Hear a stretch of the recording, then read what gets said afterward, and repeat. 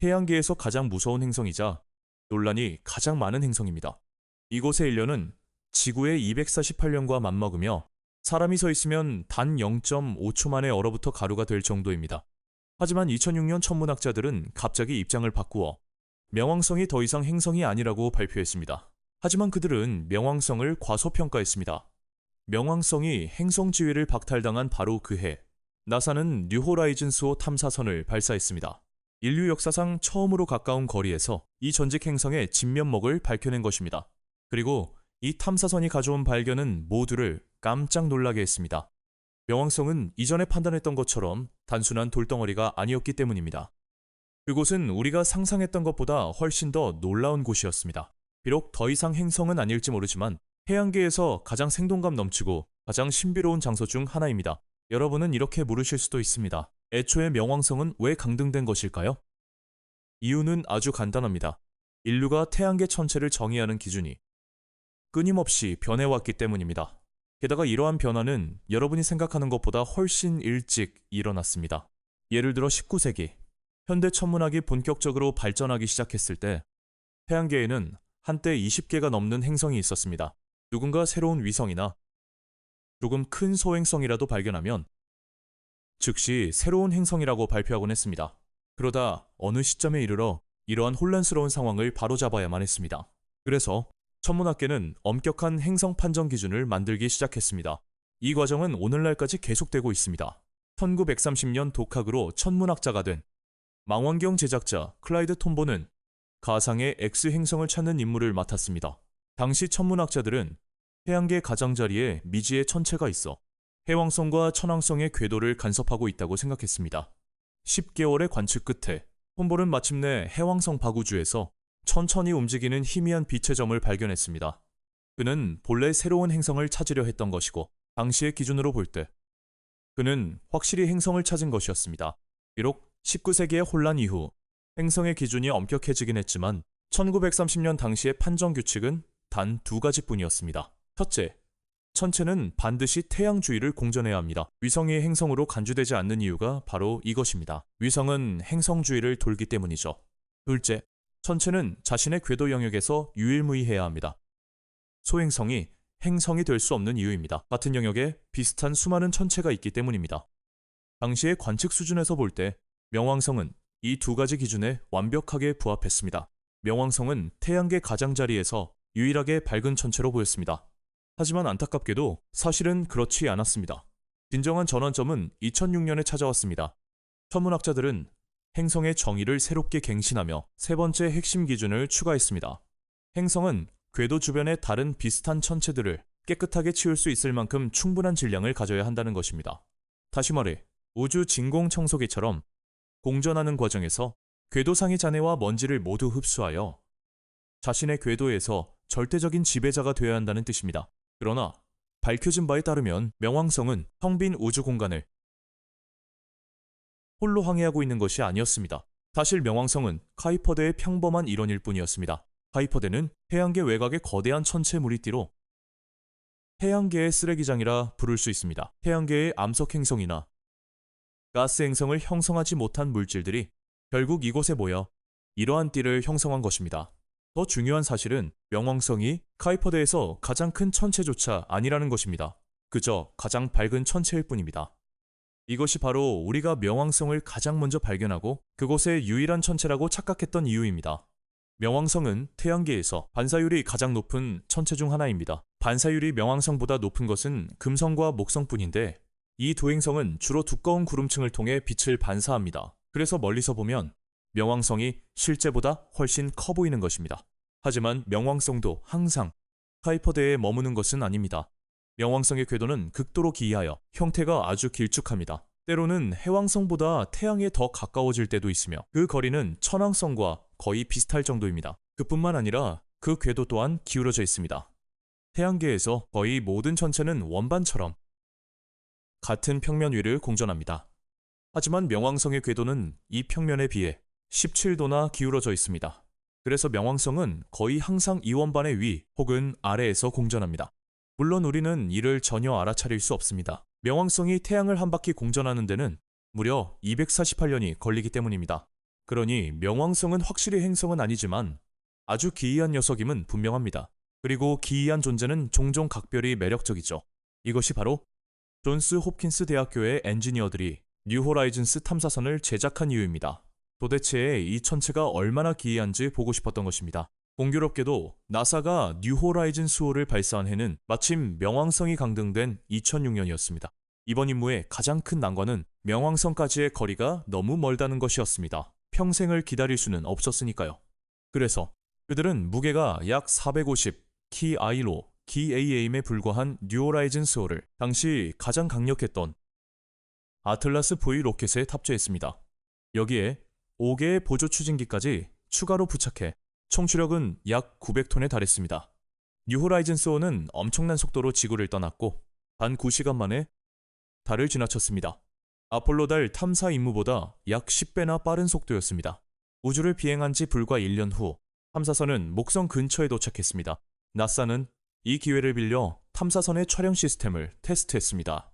뉴 호라이즌스5는 목성과 그 위성들의 사진을 촬영했는데 그 중에는 이호에서 폭발 중인 화산의 모습도 포함되어 있었습니다. 하지만 목성을 통과한 진짜 목적은 이 거대 행성의 스윙바이 중력 도움 효과를 이용하여 더 높은 속도를 얻고 명왕성을 향해 곧장 날아가는 것이었습니다. 이 중력 가속을 받았음에도 불구하고 탐사선이 외곽 태양계 전체를 통과하는 데는 무려 8년이라는 시간이 더 걸렸습니다. 2015년 뉴 호라이즌스5가 명왕성에 점차 가까워졌을 때 탐사선은 첫 번째 이미지들을 촬영하기 시작했습니다. 우리는 멀리서 2개의 밝은 빛을 볼 수 있었습니다. 시간이 하루하루 지나며 그들은 점점 가까워졌습니다. 그것은 바로 주성인 명왕성과 그 최대 위성인 카론이었습니다. 이 두 천체의 관계는 매우 특별합니다. 카론의 크기는 명왕성의 약 절반이며 명왕성과의 거리는 2만 km도 채 되지 않습니다. 비교하자면 우리의 다른 지구에서 약 38만 km 떨어져 있습니다. 크기가 비슷한 두 천체가 이렇게 가까이 붙어 있어 기묘한 쌍방향 조석 고정 상태를 형성하고 있습니다. 마치 지구의 달이 영원히 한쪽 면만 지구를 향하고 있는 것처럼 카론 역시 영원히 한쪽 면만 명왕성을 향하고 있습니다. 하지만 반대로 명왕성 또한 영원히 한쪽 면만 카론을 향하고 있습니다. 따라서 명왕성의 뒷면에 서 있다면 영원히 카론을 볼 수 없습니다. 반면에 앞면에 서 있다면 카론은 항상 하늘의 같은 위치에 떠 있을 것입니다. 또한 카론의 크기가 너무 커서 사실상 카론은 명왕성 주위를 도는 것이 아닙니다. 두 천체의 질량 중심이 두 천체 사이의 우주 공간에 위치해 있습니다. 그래서 마치 두 천체가 텅 빈 한 점을 중심으로 회전하는 것처럼 보입니다. 이로 인해 일부 사람들은 그들 사이에 미니 블랙홀이 있는 것은 아닌지 추측하기도 했습니다. 하지만 사실은 그저 중력의 장난일 뿐입니다. 하지만 명왕성과 카론의 이러한 우주 발레를 감상하는 것은 이번 임무의 시작에 불과했습니다. 뉴 호라이즌스5가 마침내 도착했을 때 탐사선은 명왕성 표면의 선명한 첫 사진들을 촬영했습니다. 그리고 우리가 본 광경은 모든 이의 예상을 완전히 뛰어넘는 것이었습니다.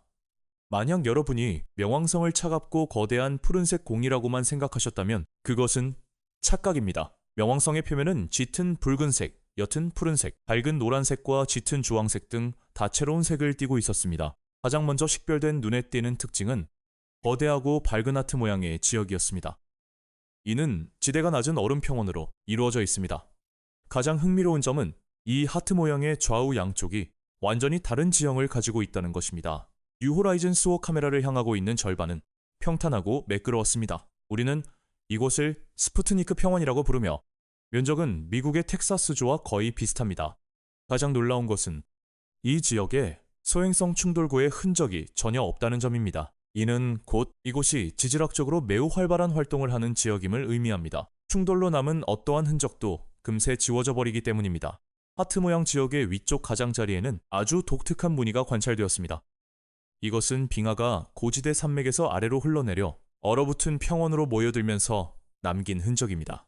이를 통해 우리는 명왕성의 얼음이 지구의 얼음과는 완전히 다른 물질이라는 것을 알 수 있습니다. 태양에서 이토록 멀리 떨어진 곳은 온도가 영하 229도까지 떨어집니다. 이러한 온도에서는 물로 된 얼음은 극도로 단단해지고 부서지기 쉬워 흘러내리는 빙하를 형성할 수 없습니다. 그래서 우리는 추단합니다. 명왕성의 표면은 주로 질소 얼음으로 이루어져 있을 것입니다. 우리 지구 대기의 주성분도 질소입니다. 여러분도 액체 질소를 본 적이 있으실 텐데요. 닿기만 해도 순식간에 얼어붙게 만드는 끓는 액체 말입니다. 이제 상상해 보십시오. 질소마저 고체로 굳어질 정도라면 도대체 온도가 얼마나 낮아야 할까요? 이것이 바로 명왕성입니다. 스푸트니크 평원을 확대해 보면 얼음 표면에 다양한 다각형 모양의 무늬가 형성되어 있는 것을 볼 수 있습니다. 이 무늬들은 대류 운동에 의해 만들어진 것입니다. 명왕성 중심부의 열이 표면으로 전달되면서 얼음층이 유동하게 된 것입니다. 하지만 우주의 진공 환경에서는 액체가 존재할 수 없습니다. 액체 질소라 할지라도 말이죠. 그래서 승화 현상이 발생하여 고체 물질이 기체로 바로 변하게 됩니다. 이 기체들이 상승하여 명왕성의 대기층을 형성합니다. 대기가 짙지는 않지만 표면 위를 떠돌며 얇은 안개층을 형성합니다. 하지만 우주 아주 높은 곳까지 뻗어나갈 수 있습니다. 명왕성의 중력이 너무 약해서 대기를 붙잡아두지 못하기 때문입니다. 명왕성의 표면 기압은 대략 지구의 100만 분의 1에 불과합니다. 하지만 이것은 뉴 호라이즌 수호가 지나갔을 때의 상태일 뿐입니다. 당시 명왕성은 카이퍼대 깊숙한 곳에 있었습니다. 앞서 말씀드렸듯 궤도가 매우 길쭉하기 때문에 때로는 태양에 훨씬 더 가까워질 때도 있습니다. 그러한 시기가 되면 승화작용이 가속화되어 명왕성의 대기압이 지구의 4분의 1까지 올라갈 수 있습니다. 이는 화성 표면 기압의 3배에 달하는 수치로 심지어는 액체 질소가 명왕성 표면의 액체 상태로 존재하게 할 수도 있습니다. 이제 명왕성의 또 다른 눈길을 끄는 지표 특징을 살펴보겠습니다. 하트 모양 지역의 왼쪽에서 길게 뻗어나온 거대한 짙은 붉은색 반점입니다. 이 구역은 일반적으로 크툴루 반점이라고 불리며 그 이름은 HP, 러브크래프트의 작품에 등장하는 우주적 공포의 존재에서 따왔습니다. 하지만 공식 명칭은 벨링 지역입니다. 무엇으로 불리든 간에 왜 이렇게 붉은색을 띠는 것일까요? 주류 이론에 따르면 이 색은 톨린도린에서 기인한 것입니다. 태양 복사가 명왕성 대기 중의 메테인과 이산화탄소에 내리쬐어 생성된 복잡한 유기화합물이죠. 이 분자들이 충분한 방사선을 받으면 서로 뭉쳐 붉은색으로 변하고 방사성 눈송이처럼 지표면으로 떨어집니다. 보시다시피 이 붉은 물질은 명왕성 표면 곳곳에 퍼져 있습니다. 이는 곧 얼음가스, 어쩌면 액체 상태의 물질이 명왕성 표면을 끊임없이 흐르며 톨린을 사방으로 퍼뜨리고 있다는 사실을 입증합니다. 명왕성에는 눈에 잘 띄지는 않지만 똑같이 매력적인 특징이 하나 더 있습니다. 거대한 얼음 화산인 라이트산입니다. 이 화산은 높이가 약 5km, 너비가 약 150km에 달하며 물과 메테인으로 이루어진 진흙 상태의 물질을 분출합니다. 이것이 명왕성의 유일한 얼음 화산은 아닙니다. 가장 큰 것일 뿐이죠. 이 얼음 화산들이 얼마나 자주 분출하는지는 알 수 없지만 한 가지 확실한 것은 이곳의 화산 활동이 지금까지도 비교적 활발하다는 것입니다. 라이트산 전체를 통틀어 눈에 띄는 충돌구는 단 하나뿐입니다. 이는 이곳이 오래된 고대 유적이 아니며 지표면이 자주 갱신되고 있음을 보여줍니다. 물론 우주의 시간 척도로 말하자면 대략 수백만 년에 한 번씩 분출하는 셈입니다. 그렇다면 이 진흙 물질은 도대체 어디서 온 것일까요? 바로 이 점이 명왕성의 가장 신비로운 부분입니다. 학창시절의 여러분은 이 전직 행성이 그저 거대한 얼음 덩어리일 뿐이라고 배우셨을 겁니다. 하지만 사실은 그렇지 않습니다. 뉴 호라이즌 수호가 수집한 증거에 따르면 명왕성의 중심부는 지금까지도 여전히 뜨겁습니다. 이는 지표면 아래에 두꺼운 액체물층이 존재할 것임을 의미합니다. 이러한 구조는 우리가 예상했던 목성의 유로파, 토성의 타이탄 등 거대 가스 행성이 거느린 얼음 위성의 내부 구조와 완전히 일치합니다. 우리는 그 얼음 위성들 내부의 열기가 근처 행성의 강력한 중력으로 인한 조석작용에서 비롯됨을 알고 있습니다. 하지만 명왕성의 여론이 무엇인지는 아직도 미스터리입니다. 태양계 형성 초기에는 모든 것이 뜨거웠습니다. 젊은 태양은 맹렬하게 타올랐고 주변은 암석, 가스, 금속으로 이루어진 빽빽한 구름물이었습니다. 천체들은 끊임없이 충돌하고 부서지고 융합하며 행성과 위성을 형성했습니다. 태양계 전체가 혼란의 도가니였죠. 하지만 그 후 모든 것이 서서히 식어갔습니다. 그리고 우리가 아는 한 부피가 작은 천체일수록 더 빨리 냉각됩니다. 명왕성은 부피가 작고 태양계에서 가장 추운 곳에 위치해 있습니다. 그런데도 그 내부는 지금까지 여전히 뜨겁습니다. 여기서 우리는 또다시 카론을 언급해야만 합니다. 카론이 명왕성의 여러 기이한 점을 설명해 줄 수 있을지도 모릅니다. 두 천체의 크기가 워낙 비슷하기 때문에 카론이 명왕성의 중력에 포획되어 궤도에 남게 되었을 가능성은 전혀 없습니다. 가장 합리적인 설명은 머나먼 과거에 두 천체가 충돌한 적이 있다는 것입니다.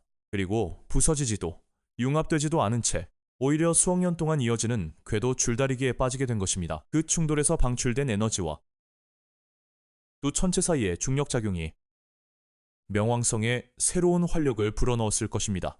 흥미로운 점은 명왕성의 상징과도 같은 그 하트 모양 지역이 정확히 카론의 반대편에 위치해 있다는 사실입니다. 이는 결코 우연이 아닐 것입니다. 게다가 우리는 카론에서도 똑같은 짙은 붉은색의 톨린 퇴적물을 발견했습니다. 이는 아마도 명왕성의 얼음 화산 분출이 너무 맹렬하여 물질들이 미약한 중력을 벗어나 우주로 뿜어져 나갔고 결국 카론의 중력에 포획되어 그 북극에 쌓이게 된 것일 확률이 높습니다. 유감스럽게도 우리가 오늘 본 이 사진들이 아마 우리 생애에 볼 수 있는 마지막 명왕성 근접 사진일 것입니다. 나사는 이미 그들의 관심을 태양계 내에 더 가깝고 익숙한 천체들, 즉 타이탄, 유로파, 금성, 화성으로 돌렸습니다. 따라서 뉴 호라이즌스 2호의 초기 계획조차 아직 일정에 오르지 않은 상태입니다. 하지만 기존의 뉴 호라이즌스 5 탐사선에게는 아직 멋진 여정이 남아 있습니다. 탐사선의 비행 속도 때문에 명왕성과의 만남은 단 며칠 동안만 지속되었습니다. 그 후 탐사선은 스쳐 지나가며 계속해서 카이퍼드의 깊숙한 곳을 향해 날아가고 있습니다. 잊지 마십시오. 명왕성은 카이퍼드에서 가장 밝고 가장 눈에 띄기 쉬운 천체일 뿐입니다. 가장 큰 천체라는 보장도 없으며 가장 기이한 천체라는 보장은 더더욱 없습니다. 뉴 호라이즌스 5는 지금도 그 미지의 영역을 항해하며 끊임없이 새롭고 신기한 천체들을 발견하고 있습니다. 하지만 그것은 또 다른 이야기입니다.